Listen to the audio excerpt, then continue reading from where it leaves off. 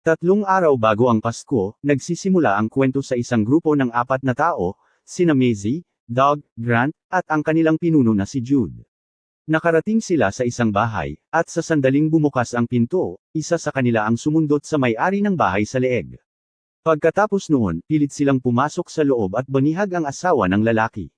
Idiniin nila siya sa mesa, at brutal siyang sinaksak ni Jude sa tiyan hanggang sa mamatay siya. Pagkatapos, ginamit ni Maisie ang dugo ng babae upang gumuhit ng kakaibang simbolo sa salamin. At ito ang laro ng sakripisyo. Pagkatapos noon, ang kwento ay lumipat sa isang batang babaeng nagngangalang Clara, nakakagising lang. Sa labas ng kanyang bintana, napansin niya ang isa pang batang babae, si Samantha, na nag-eehersisyo sa umaga sa patio ng dorm. Sandaling nilingan ni Samantha si Clara, pagkatapos ay bumalik agad sa ginagawa. Lumalabas na sina Clara at Samantha ay parehong estudyante sa isang paaralang puro babae, na tinatawag na Blackle. Hindi nagtagal pagkatapos noon, nakita natin ang isang guro na nagngangalang Rose na nagtuturo tungkol sa isang napakalaking sunog na nangyari noon. Isang apoy na pinaniniwalaan ng mga tao na sinimulan ng isang mangkukulam, habang ipinapaliwanag ni Rose ang kwento, sinulyapan ni Samantha ang peklat sa braso ni Clara na parabang nakakuha ito ng kanyang atensyon. Maya-maya, tinanong ni Rose si Samantha kung ano ang iniisip nito tungkol sa pagkakaroon ng mga mangkukulam. Medyo nabigla si Samantha, pero ipinaliwanag niya na hindi siya naniniwala sa mga mangkukulam. Ang pinaniniwalaan niya ay ang ideya ng isang scapegoat, isang taong pinipiling sisihin ng mga tao. Sa kanyang pananaw, tuwing may nangyayaring kakilakilabot, nararamdaman ng mga tao ang pangangailangang ituro ang isang tao, literal na mga bintenggera, kaya gumagawa sila ng mga kwento at isinisisi sa isang mangkukulam. Pagkatapos, noong oras ng pahinga, sinubukan ni Samantha na lumapit kay Clara. Ngunit nang papalapit na siya sa kanyang mesa, may ilang nanggugulong mga babae. Naglalagay ang mga batang babaeng ito ng ilang ginupit na piraso ng dyaryo sa mesa.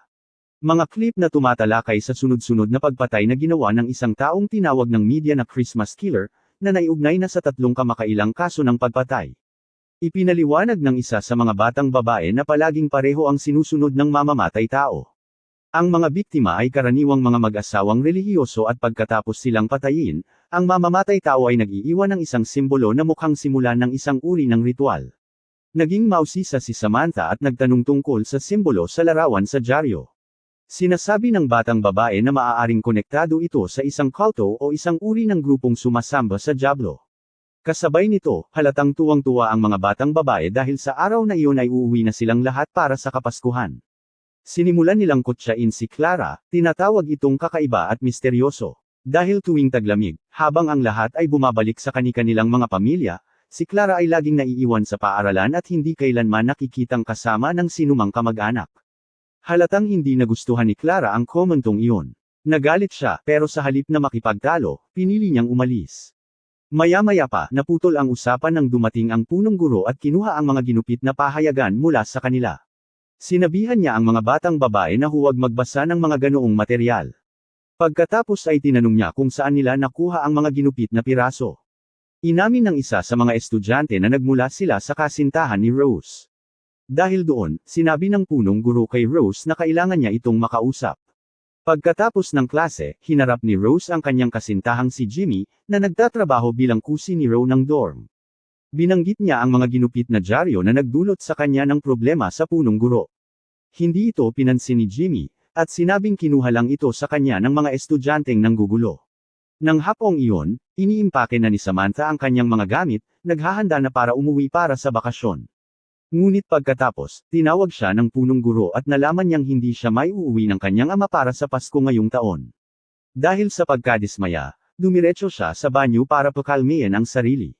Ngunit pagdating niya roon, laking gulat niya nang makitang si Clara ay nag-iipon ng kanyang sarili. Nang gabing iyon, 2 araw bago ang Pasko, ang kwento ay bumabalik kay Jude at sa kanyang grupo. Nasa loob sila ngayon ng isang simbahan at banihag ang isang pari. Nang suriin nila siya, natuklasan nila ang isang kakaibang simbolo na nakaukit sa kanyang tiyan. Pagkatapos ay hiniwa ni Jude ang balat mula sa tiyan ng pari at dinala ito bago nila siya patayin. Kinabukasan, nagising si Clara na parang ngayon lang niya nasaksihan ang buong pagpatay. Sa araw ding iyon, ang lahat ng iba pang mga estudyante ay umaalis para sa kanilang bakasyon sa Pasko, at uuwi sa kani-kanilang mga pamilya. Sina Clara at Samantha na lang ang natitira sa paaralan kasama si Rose. Samantala, si Jude at ang kanyang grupo ay nasa daan. Sa loob ng kotse, halatang naiinis si Doug habang pinapanood sina Jude at Maisie na papalapit sa likurang upuan. Bigla na lang, aksidente niyang nabangga ang isang usa na tumatawid sa kalsada. Huminto sila para tingnan ito, ngunit habang inaayos nila ang sitwasyon, dumating ang isang pulis at sinimulan silang tanungin. Habang nakikipag-usap, may napansin ang opisyal na isang bagay na nalaglag sa kalsada. Ito pala ang piraso ng balat na kinuha nila sa parik. Bago pa makareact ang opisyal, sinugod na siya ni Grant mula sa likuran. Pinaputok ng opisyal ang kanyang baril ng walang pag-asa at tumama ang bala kay Doug. Pagkatapos noon, kinuha ni Jude ang baril ng opisyal at binaril ito hanggang sa mamatay. Sa eksaktong sandaling iyon, muling nagising si Clara na parang ngayon lang niya nakita ang lahat ng nangyari. Hindi nagtagal, naghahanda na ng hapunan sina Clara, Rose, at Samantha nang may kumatok sa pinto ng dorm. Inakala ni Rose na si Jimmy iyon, ngunit nang buksan niya ito, nadatnan niya si Jude at ang grupo nito na nakatayo sa labas. Hiniling nilang pumasok, dahil nasugatan daw ang isa sa kanilang mga kaibigan at nangangailangan ng tulong. Noong una ay tumanggi si Rose, sinabing hindi niya maaaring papasukin ang mga estranghero sa loob at tatawag na lang siya ng ambulansya para sa kanila. Pero biglang pumasok si Maisie at sinabing dati siyang estudyante sa Blackall. Ipinaalala niya kay Rose ang mga pinahahalagahan ng paaralan, na ang mga babae ng Blackall ay dapat magmalasakit sa isa't isa. Nang marinig iyon, nag-atubili si Rose, at saka sila pinayagan na pumasok.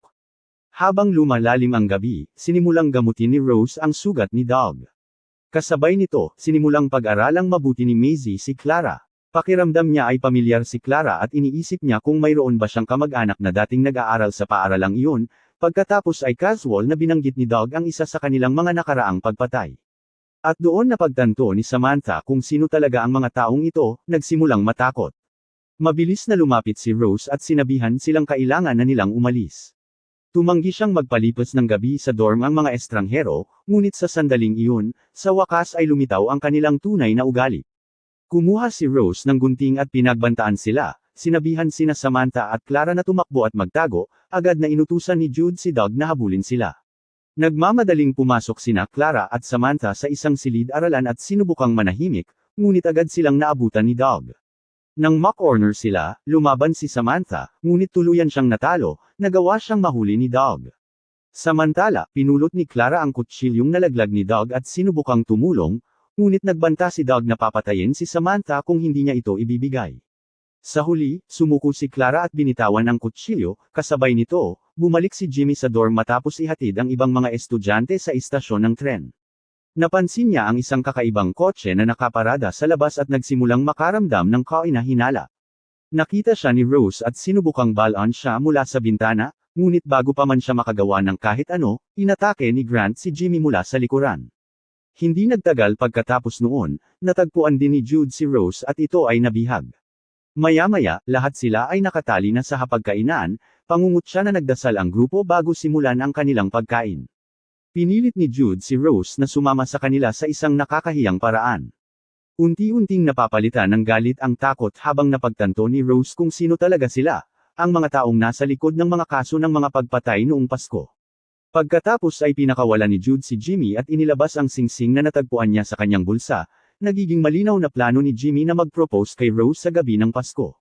Pinilit ni Jude na ituloy na lang ito, pero sa halip, sinubukan ni Jimmy na lumaban, ngunit nauwi lang iyon sa kanyang kamatayan nang mapatay siya agad ni Jude.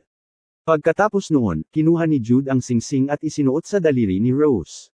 Hindi nagtagal, sina Rose, Samantha, at Clara ay dinala sa sala. Sinimulan ng grupo ang pagbubukas ng mga pamaskong regalo na inihanda ni Rose para sa mga batang babae. Nang makita nilang sweater lang ang regalo ni Samantha, pinilit siya ni Jude na magpalit ng damit sa harap ng lahat. Kakaiba, hindi man lang nagpakita ng takot si Clara, sa halip, ngumiti lang siya. Pagkatapos, magsisimula ang grupo sa paghahanda ng isang ritual. Inilalagay nila ang mga piraso ng balat na kanilang nakolekta sa gitna ng isang bilog na iginuhit gamit ang dugo ng kanilang mga biktima. Habang naghahanda sila, ikinwento ni Jude ang kanyang nakaraan. Lumaki siyang anak ng isang pastor, napapaligiran ng mga taong patuloy na nananalangin at nagmamakaawa para sa tulong ng Diyos, ngunit kahit gaano karaming panalangin ang kanyang nasaksihan, wala siyang nakitang kahit isa na sinagot. Gayunpaman, naniniwala pa rin siya na mayroong mas mataas na kapangyarihan. Sa kanyang isipan, ang mga panalangin ay sinasagot lamang kapag may sakripisyo, tulad ng mga handog sa mga Diyos o demonyo. Pagkatapos ay ipinagpatuloy ni Maisie ang pagpapaliwanag, isiniwalat niya na noong estudyante pa siya sa paaralang ito, natuklasan niya ang isang aklat ng spell na nakatago sa silong, ang tuklas na iyon ang naging dahilan kung bakit siya napatalsik sa paaralan. Pero bago siya umalis, nagawa niyang mapunit ang isang pahina mula sa libro, isang pahina na naglalarawan ng isang ritual para ipatawag ang isang demonyo. Ang pahinang iyon ang gumabay sa kanila sa lahat ng mga pagpatay na kanilang nagawa sa ngayon, ang tunay nilang layunin ay ang bumalik sa paaralan at tapusin ang ritual. Naniniwala sila na ang isang demonyong tinawag sa pamamagitan ng sakripisyo ay magbibigay sa kanila ng anumang kanilang naisin, kayamanan, katanyagan, maging kapangyarihan. Para matapos ang ritual, kailangan nila ang talam ng mga inosenteng tao. Habang sila ay nagagambala, tahimik na ginamit ni Rose ang singsing sa kanyang daliri upang gupitan ng tape na nakatali sa kanyang mga kamay. Pagkatapos, walang babala, inatake niya si Jude. Pero mabilis na tumugon si Jude, natalo siya, at hinayla siya papunta sa gitna ng bilog ng dugo. Habang inaawit niya ang ritual, tinusok niya si Rose diretso sa puso, na agad nitong ikinamatay. Pero pagkatapos ng lahat ng iyon, wala namang nangyari, nagsimulang magtanong ang grupo tungkol sa lahat ng bagay, nagsisimula silang magtaka kung totoo ba ang demonyo o kung may mali ba silang nagawa sa ritual. Nagsisimula pang isipin ni Doug na baka walang saysay ang lahat ng pagpatay na ginawa nila, dahil doon, nagpasya sina Maisie at Jude na pumunta sa silong upang hanapin muli ang aklat ng spell, umaasang makakahanap ng kahit anong clue. Samantala, si Clara, na tahimik lang sa buong oras, ay biglang nagtanong kay Doug kung ano nga ba ang kailangan niya sa demonyo. Inamin ni Doug na matagal na siyang may mga pagdududa tungkol sa ritual, sa kaibuturan niya, hindi niya lubos na inakala na gagana ito. Ang tanging dahilan kung bakit niya sinunod ang lahat ay dahil kay Maisie, gusto niya siya. Pagkatapos noon, napagpasyahan niyang maglakad-lakad at maghanap ng maiinom, binanggit ni Samantha na may nakaimbak na alak sa silong. Kaya, tumungo si Doug roon, iniwan si Grant para bantayan sina Claire at Samantha. Sa silong, sa wakas ay natagpuan muli ni Maisie ang aklat ng spell at sinimulan itong basahin, sinusubukang maunawaan ito ng mas mabuti. Kasabay nito, naiwang mag-isa si Grant habang nagbabantay. Doon dahan-daang lumapit sa kanya si Clara at sinimulang impluwensyahan ang kanyang isipan. Kahit papaano, alam niya ang tungkol sa nakaraan nito, kahit ang katotohanang dati itong sundalo. Pagkatapos ay lumapit siya ng bahagya at may itinanim na kung ano sa kanyang isipan. Anuman ang sabihin niya ay sapat na makapangyarihan kaya naririnig din yun ni Maisie at Jude sa silong. Pagkatapos noon, nagpakita si Clara ng kakaibang simbolo sa kanyang katawan at pinilit si Grant na hawakan ito. Hindi nagtagal, sumama si Doug kay Maisie sa silong. Habang pinag-aaralan ni Maisie ang libro, napagtanto niyang may mahalagang bagay na nawawala sa ritual. Hindi lang ito dugo ng mga inosente. Kinakailangan din ito ang dugo ng nagkasala. Pagbalik sa taas, hinimok ni Clara si Samantha na umalis agad bago bumalik ang iba. Nag-alangan si Samantha, ayaw niyang iwan si Clara, ngunit iginiit ni Clara na kung mananatili siya, mamamatay siya, nag-aatubiling pumayag si Samantha at umalis. Sa puntong ito, nagiging malinaw na hindi na kumikilos ng mag-isa si Grant. Kahit papaano, may ganap ng kontrol si Clara sa kanya ngayon. Pagkaalis ni Samantha, kumuha si Clara ng isang garapon ng dugo at minarkahan ng noo ni Grant, sinasabi rito na pinili na siya ng kamatayan. Pagkatapos ay may inalok siya rito bilang kapalit, ang immortalidad, basta't susundin nito ang bawat utos nito.